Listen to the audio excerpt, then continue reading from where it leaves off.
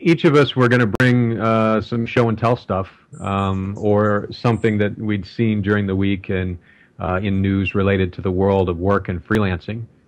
So I brought some stuff. I take it you brought some stuff too? I did. I did. I'll Okay. talk about the big news, which was the report of joblessness, the unemployment rates.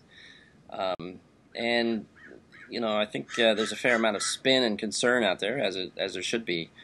Gee, what are we going to do about this? Are we going for a double dip?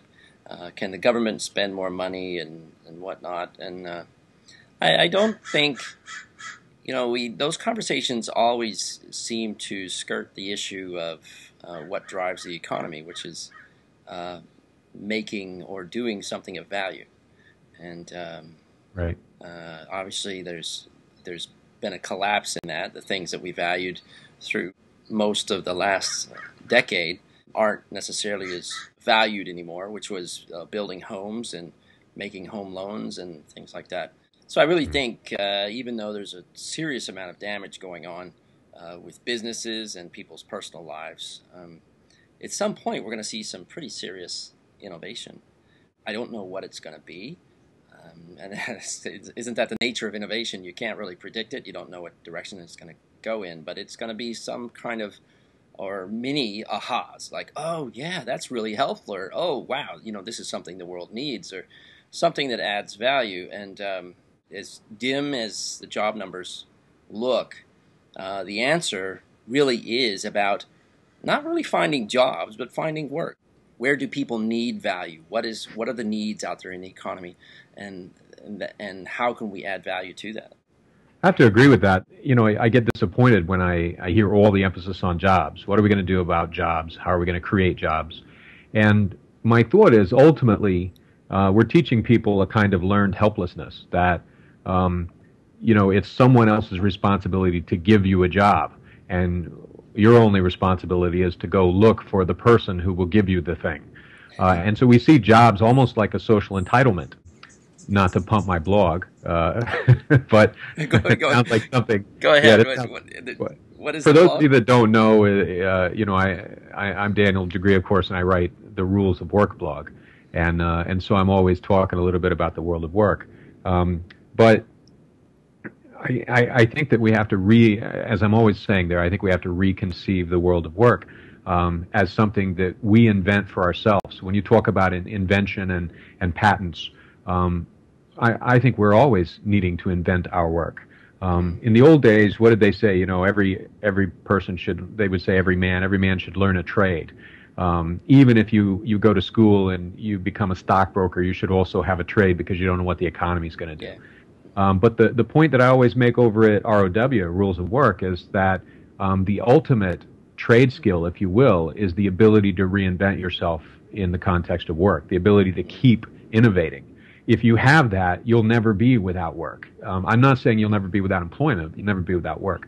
I'll do one more comment on that.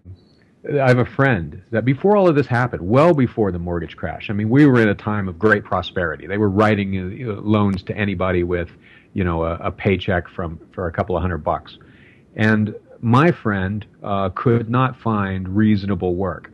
He's an Oxford-educated professor. Top of his class, did something nobody had ever done, which is take that doctorate in 2 years, unheard of, especially for an American. Set records, came back and couldn't get decent employment. If you know anything about the sort of academic college industry, they're turning a lot of traditional professorships into adjuncts. So you only get paid based on the number of heads that show up in your class. If you don't get enough heads, they cancel your class, so you never know what your paycheck's going to be. And they only pay you once every semester anyway, after they take out everything. So you have to pay for your own health care, and you're essentially running your own business. They don't give you any benefits. They don't even give you an office. So you're paying for all your mobile office entities. You're essentially, instead of the traditional college professor, you're a freelancer, right?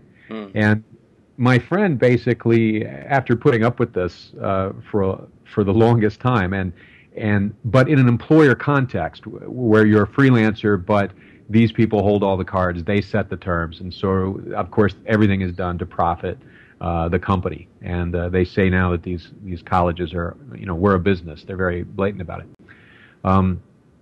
So you've got this thing that's no longer a social service, but it still wants you to work on the same sort of financial terms rather than work as a freelancer, business to business.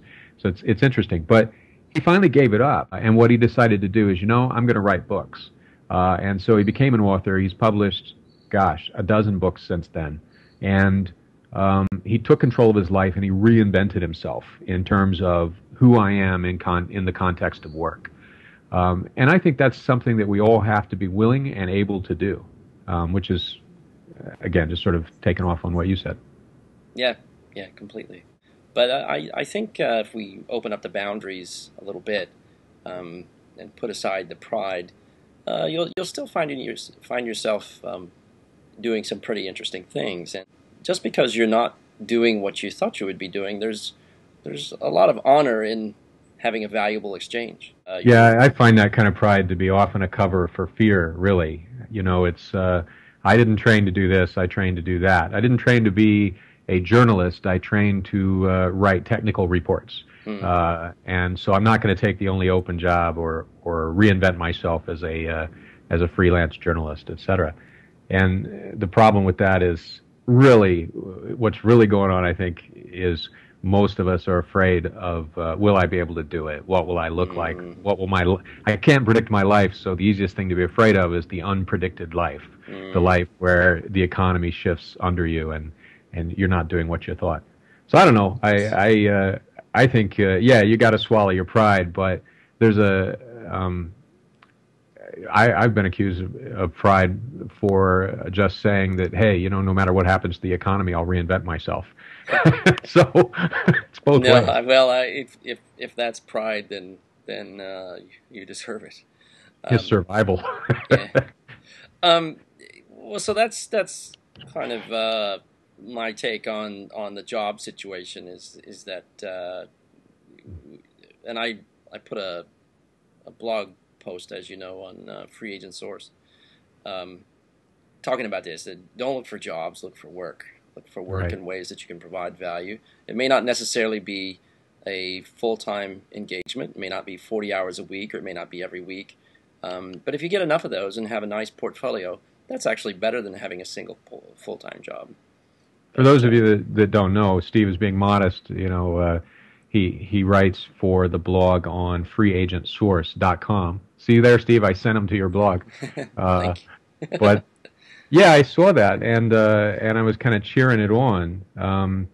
That's the thing. I think, personally, I always try to think, what does a person who's afraid think when they listen to us talk or when they read our stuff? Because I think really what I was thinking is how do people who are afraid, because I think we don't like to call it that. I mean, hey, big, strong man, not afraid of anything, right? No, the truth is everybody's afraid. When we say, hey, there's no jobs, or I'm so glad I have a job, what will I do if I lose my job? It's all an expression of fear. And in fact, you could say that, back to your original citation of all of the hey, we don't have enough jobs, are we going to take a double dip? It's fear-mongering in a way, because we're not running out of work. We're running out of jobs. We're running out of somebody handing you work as a handout. We are not running out of the ability in this country. We have no lack of the ability to create work, to find work, to negotiate work, to invent things that have value to deliver. So I don't know. I just think that if you look at work as a commodity, we're not in short supply. Jobs is a different story, and that's really just about fear and courage. And the courage is about saying, all right, look, don't worry about job security in the sense that someone hands you security as an entitlement, or it's a gift, or security is what people give you. Work is not something somebody gives me. Security is not something somebody gives me. It's something that I create for myself. So freelancing, I actually think there's a lot more job security, and if you want to call it that, or a lot more personal security and safety in freelancing and in entrepreneurship, because nobody can take it away from you. It's all based on the power of your negotiation, the value that you give, and what you can make. This is good.